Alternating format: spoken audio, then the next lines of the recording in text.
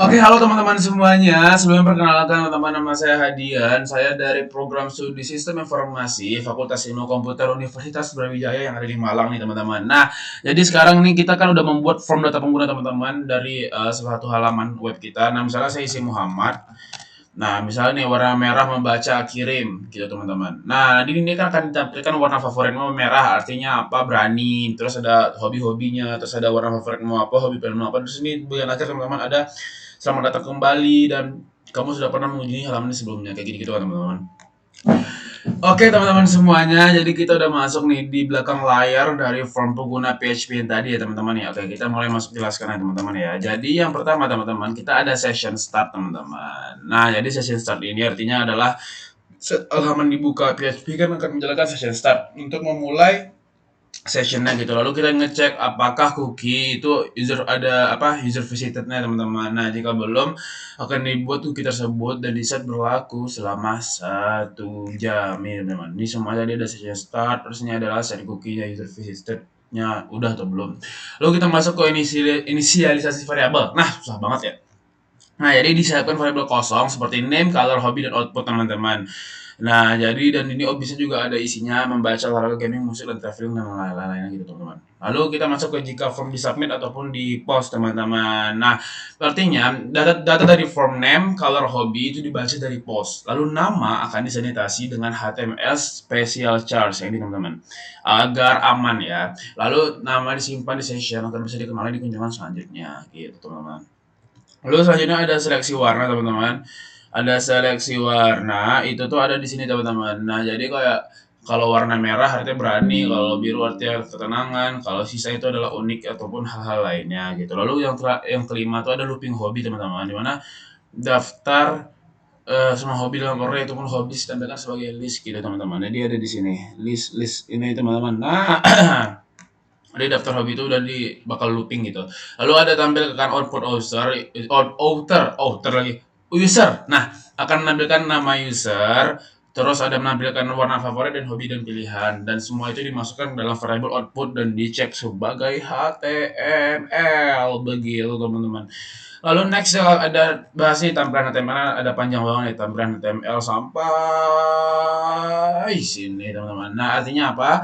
Jadi kesimpulannya adalah HTML itu membentuk form dengan input text dengan dua drop down, ada warna dan hobi gitu. Lalu form akan mengirim data kembali ke halaman ini dengan metode post gitu ya. Lalu di bagian bawah yang di akhir teman-teman tadi jika output ada maka hasil akan ditampilkan gitu ya. Bagian sini jika output ada maka akan ditampilkan teman-teman sini. Nah, lalu untuk yang terakhir teman-teman itu adalah session and cookie status. Jadi jika station atau nama user ada, maka ada kata selamat datang kembali. Lalu tapi jika usernya ada user visit, jika cookie-nya ada user visited gitu, maka tampilkan info bahwa user pernah mengunjungi halaman seperti itu teman-teman. Oke teman-teman, sekarang kita akan masuk ke metode apa saja yang akan kita gunakan, yang sudah kita gunakan di codingan saya. Pertama kita pakai elemen HTML teman-teman, di mana ada form, ada input type text, ada select, ada option dan lain-lain kan. Nah jadi itu berupa elemen HTML teman-teman. Jadi ada yang kayak form, itu kan untuk form input pengguna teman-teman, ya kan ada form. Terus juga ada input type text gitu untuk mengisi nama, ada select untuk memilih warna dan hobi, option untuk opsi dalam drop down ataupun select gitu teman-teman. Nah sedangkan dalam CSS kita digunakan untuk membuat tampilan menjadi rapi, menarik dan mudah dibaca. Jadi kayak ada elemen kontainer yang membuat form tampil di tengah gitu teman-teman. Jadi kayak ada body dan hal-hal lainnya gitu. Nah, itu adalah menggunakan CSS gitu ya. Nah, terus yang kedua kita ada penggunaan elemen form gitu, teman. Ada form menggunakan method post, ada yang action, ada yang step in select dan lain-lain kan. Jadi kayak ada method post gitu. Misalnya data dikirim secara tersembunyi ataupun tidak muncul di URL gitu ya. Terus ada action artinya data dikirim ke halaman ini sendiri. Terus ada setiap input ataupun select punya atribut name agar bisa dibaca di PHP dengan post gitu teman-teman. Jadi kita menggunakan elemen form juga. Lalu ada perintah input dan output tadi ya seperti yang udah ditampilkan di codingannya. Tadi kayak dibaca dengan post name, post color, post hobby, terus ada juga HTML special charge yang digunakan untuk mencegah XSS gitu ataupun ada script berbahaya dari input user gitu kan. Nah, lalu ada outputnya teman-teman ditambahkan melalui variable output lalu bisa kita di HTML menggunakan div class output, xdiv gitu teman-teman. Nah, lalu kita juga ada penggunaan instruksi kondisi ataupun if else yang dimana tadi contohnya di penggunaan ini namanya penggunaan apa namanya warna warna merah artinya apa, biru artinya apa, hal-hal seperti itu teman-teman. Lalu kita juga ada penggunaan perintah looping, di mana kita ada menggunakan for each tadi buat hobi ya tadi ya.